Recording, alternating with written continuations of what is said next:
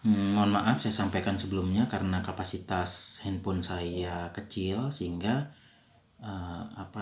videonya terputus, dan kita lanjutkan kembali kuliah kali ini. Tadi sampai pada struktur model antrian, di mana struktur model antrian yang tipe multikanal atau multifase itu terdapat beberapa layanan dan beberapa server layanan atau beberapa layanan, dan antriannya setelah antrian selesai sistem ini dia akan masuk ke sistem yang selanjutnya hingga selesai gitu ya.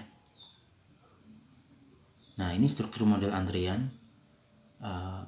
Tolak ukur yang digunakan untuk mengetahui gambaran atau kinerja model antrian yaitu, jadi kalau kita mau menilai sistem antrian itu, parameter yang kita acu tadi, yang parameter yang menjadi acuan utama yaitu pertama panjang sistem, waktu, yang kedua waktu di dalam sistem, yang ketiga panjang antrian, dan yang keempat waktu antri. Nah, di sini dari keempat parameter inilah yang kemudian kita bisa modelkan. Kita bisa tahu apakah sistem yang sudah ada itu kinerjanya baik atau tidak baik berdasarkan parameter-parameter yang sistem antrian itu. Nah, ini notasi antrian itu dikenal dengan nama notasi Kendall tahun 1953, di mana ada A distribusi waktu antar kedatangan ya, B kemudian distribusi waktu layanan, X itu kanal layanan, Y itu kapasitas sistem, dan Z disiplin antrian. Nah, kita teruskan, kita ambil contoh yang ini, A dan B. A dan B itu simbolnya itu yang tadi karakteristik tadi ya, itu A, B, X, Y, Z. A dan B simbolnya ada M. M itu berarti tadi kan dia A dan B itu masuk kategori distribusi waktu antar kedatangan dan distribusi waktu layanan. Dia ada sekitar 4 simbol. Yang pertama M, eksponensial artinya ya, memoryless, kemudian D deterministik, E K Erlang, dan G general. Dan X itu servernya 1, 2 atau tak hingga, Y-nya kapasitasnya. Kapasitas kan tadi ada yang kapasitas terbatas dan kapasitas yang tak terhingga ya, 1, 2 hingga tak terhingga. Kemudian disiplin antriannya mau apa, tadi ada beberapa yang sebelumnya kita jelaskan. F, siapa yang datang duluan dia yang dilayani, atau disiplin antrian yang model lain. Nah, ini model-model antrian yang ada, yang umumnya kita sering temui. Jadi model 1 itu MM1, atau yang kedua model 2 MMS. Ini paling umum digunakan. M tadi kan kita lihat ya, M1 itu kedatangan ya, kedatangan dan layanan itu terdistribusi M eksponensial. M yang keduanya yang M pertamanya kedatangannya terdistribusi eksponensial, M keduanya kedatangan juga layanan terdistribusi eksponensial. Satu tuh artinya dia hanya ada satu server ya. Kalau misalnya dia S itu dia ada beberapa server ya, lebih dari satu lah. Kemudian yang model ketiga model waktu pelayanan konstan, yang keempat GGK, dan yang kelima model populasi terbatas. Nah, yang paling umum nanti kita akan pelajari lebih lanjut tentang model MM1 dan MMS ini. Nah, ini model MM1. Disebut juga sistem pelayanan tunggal dan merupakan bentuk paling sederhana dari sistem antrian. Dalam sistem ini, antara server dan para pelanggan membentuk satu baris antrian yang disebut waiting line.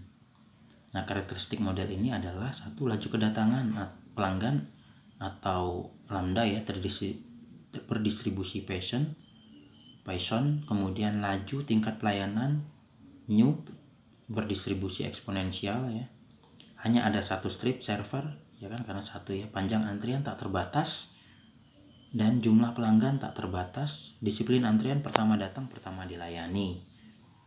Ya, kemudian istilah penting yang harus diketahui, pertama lambda. Nah, ini yang harus diingat ini ya. Lambda itu adalah rata-rata kedatangan atau banyaknya kedatangan per satuan waktu. Jadi kita ambil contoh berapa orang yang datang dalam 1 jam misalnya, atau satu apa begitu ya. Jadi persatuannya waktu. New, rata-rata pelayanan. Hampir sama, tapi kalau yang tadi pelanggan persatuan waktu, kalau ini banyaknya pelanggan persatuan yang dilayani persatuan waktu. Sepernew, rata-rata pelayanan 1 pelanggan gitu ya. N, banyaknya pelanggan dalam sistem antrian pada waktu T. Nah, ini yang paling penting. Jadi prinsipnya sebenarnya ada beberapa persamaan ini yang nantinya kalian gunakan untuk menghitung. Misalnya kita menghitung peluang tidak ada pelanggan dalam satu sistem, bagaimana sih peluangnya, kemudian peluang terdapat pelanggan dalam satu sistem, itu persamaannya kita tinggal masukkan saja persamaannya. Kemudian rata-rata jumlah pelanggan dalam satu sistem, rata-rata jumlah pelanggan dalam satu antrian, dan seterusnya. Nanti kita coba ya, kita gunakan persamaan ini pada contoh, ada beberapa contoh kasus yang saya berikan. Nah, ini contoh 1, silahkan dicatat ya. Contoh 1 ini kasusnya adalah tempat penjualan martabak. Tentunya kalian sering kan beli martabak, itu hanya ada 1 penjual. Nah, setiap 5 menit datang pelanggan lagi yang baru. Kemudian waktu pelayanannya 4 menit untuk menyiapkan pesanan pelanggan. Nah, hitunglah, ada 4 pertanyaan yang perlu dihitung. Nah, ini tinggal masukkan tadi yang persamaan sebelumnya tadi ke dalam ini. Tapi sebelumnya kita harus deskripsikan dulu lambdanya berapa, new-nya berapa ya. Nah, ingat pengertiannya, kata kuncinya tadi, pengertian lambda itu apa dan pengertian new itu apa pada slide yang sebelumnya tadi. Nah, ini contoh kasus yang kedua ya. Suatu tentang pom bensin ya, hampir sama dengan yang tadi. Kita juga tinggal masukkan persamaannya. Nah, ini contoh kasus yang ketiga ya. Nah, tentang dokter. Itu ada jawabannya. Jadi kalian nanti tinggal mengerjakan dan jawabannya harus kayak yang A misalnya, ada 45 pasien dan seterusnya. Jadi masukkan ke dalam persamaannya. Mungkin sampai di sini dulu kuliah hari ini terkait dengan jawaban contoh 1 dan sampai dengan contoh 3 akan kita bahas lebih lanjut pada diskusi yang di grup ya, diskusi di grup. Nanti kalian harus kerjakan dan akan saya minta siapa saja yang menjawab dan nanti akan saya berikan penilaian di situ. Terima kasih atas perhatiannya. Assalamualaikum warahmatullahi wabarakatuh.